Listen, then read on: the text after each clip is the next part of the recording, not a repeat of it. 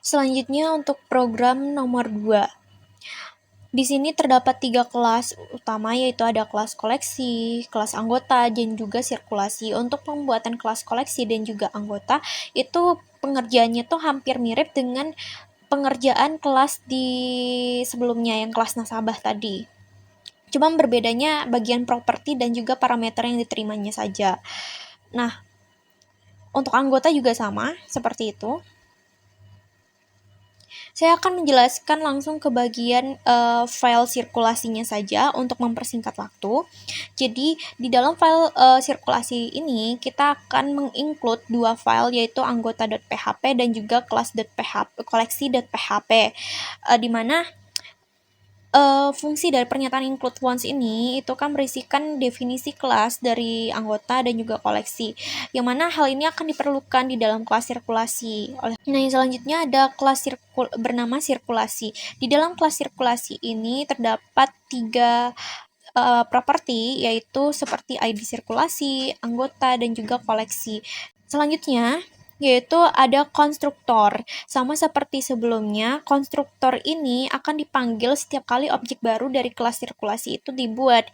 Konstruktor ini menerima 3 parameter, yaitu ID sirkulasi, anggota, dan juga koleksi. Nah, yang selanjutnya ada fungsi cetak. Fungsi cetak ini adalah fungsi yang digunakan untuk mencetak informasi tentang kelas sirkulasi ini. Nah, metode ini mencetak ID sirkulasi, data anggota, data koleksi. Tujuannya sih untuk membuat tampilan output agar terlihat lebih rapi juga. Yang selanjutnya untuk model. Untuk model itu terdapat 3 model, yaitu model anggota, model koleksi, dan juga model sirkulasi. Untuk properti dan juga fungsi dari setiap kelasnya itu sama, cuman nanti tinggal disesuaikan saja seperti ini. Selanjutnya, saya akan menjelaskan mengenai controller dari sirkulasi ini. Jadi, di dalam controller sirkulasi, itu kita menginclude 3 file, yaitu ada model anggota.php, model koleksi.php, dan juga model sirkulasi.php. Nah, pernyataan include once ini, seperti yang sudah dijelaskan seperti sebelum-sebelumnya, digunakan untuk memasukkan ketiga file ini, yang mana 3 file itu kan berisikan definisi kelas model anggota, kelas model koleksi, dan juga kelas model sirkulasi. Hal ini diperlukan agar kelas controller sirkulasi itu dapat menggunakan ketiga model tersebut untuk memanipulasi data anggota, koleksi, dan juga sirkulasi. Nah, di sini ada kelas bernama controller sirkulasi. Di dalam kelas tersebut ada konstruktor, yang mana konstruktor ini digunakan untuk memanggil objek baru dari kelas si controller sirkulasi. Nah, dari objek ketiga model tadi, ini ada model anggota, model koleksi, dan juga model sirkulasi, akan dibuat dan juga disimpan di dalam properti kelas ini, dan kemudian akan dipanggil dengan metode index. Nah, metode index ini akan memanggil pesan, yaitu model view controller demo or index. Yang selanjutnya adalah fungsi yang dibutuhkan untuk memanipulasi data. Yang pertama ada fungsi add anggota, di mana digunakan fungsi ini tuh digunakan untuk menambahkan anggota baru, yang mana fungsi ini menerima parameter seperti ID anggota, nama, alamat, dan juga telepon. Yang selanjutnya ada function atau fungsi add koleksi, di mana fungsi ini digunakan untuk menambahkan koleksi baru ke perpustakaan.